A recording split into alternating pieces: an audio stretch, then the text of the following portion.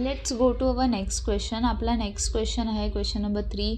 त्याची सिरीज दिलेली आहे. लास्टला एक छोटासा क्वेश्चन मार्क पण दिला आहे आणि त्या क्वेश्चन मार्कच्या जागी एक गोंडस नंबर शोधायचा आहे आपल्याला. चला तर मग चालू करूया. 7, 56, 92, 117 आणि 133 हे आपल्याला नंबर्स दिलेले आहेत. आता नेहमीप्रमाणे मी तुम्हाला काय सांगते, ट्रिक काय देते की तुम्ही त्याचे डिफरन्सेस काढायचे. तर मी हे बघा नंबर्स लिहून घेतलेत आणि त्याचे डिफरन्सेस काढलेत. जसं की 56 आणि 7मधला डिफरन्स 49 आहे. 92 आणि 56मधला डिफरन्स 36 आहे. 117 आणि 92मधला डिफरन्स हा 25 आहे.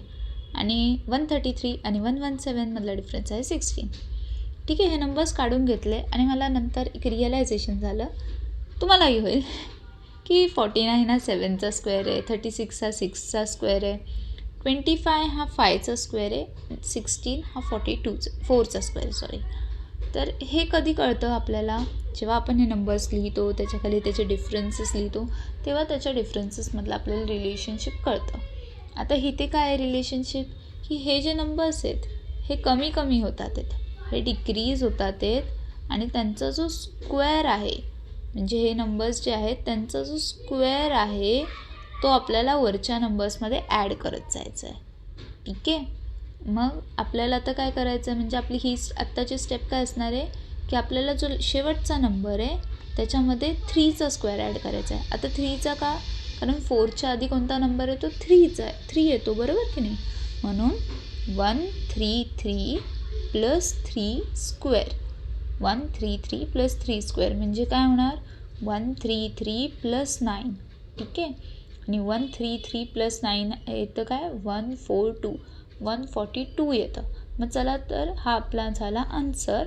पण हे आन्सर आपल्याला ऑप्शन्समध्ये भेटते की नाही बघूयात. चला, ए ऑप्शन आहे 148, नाही आपल्याला 142 आन्सर आलं आहे. बी ऑप्शन आहे 138, नाही आपल्याला आन्सर 142 आलं आहे. सी ऑप्शन आहे 135, नाही आपल्याला आन्सर 142 आलं आहे. डी ऑप्शन 147, आपल्याला आन्सर 142 आलं, त्यामुळे डी ऑप्शन पण नाही आहे. ई नन ऑफ दिस, हे बरोबर आहे आन्सर. ओके, कधी कधी आपण म्हणतो की ऑप्शनमध्येच नाही आहे नंबर, नाही, नन ऑफ दीज ही गोष्ट कधी कधी येऊ शकते आन्सर म्हणून. ओके, आणि हे लॉजिक अगदी बरोबर आहे. कधी कधी आपलं लॉजिक बरोबर असतं, बट वी आर नॉट, म्हणजे आपल्याला विश्वास नाही की नन ऑफ दिस कसं काय येऊ शकतं. येऊ शकतं.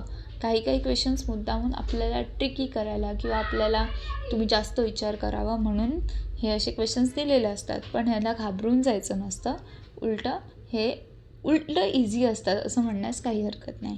ठीक आहे, चला तर मग आपण पुढच्या क्वेश्चनमध्ये भेटूया. तोपर्यंत आराम करा आणि अभ्यास करा.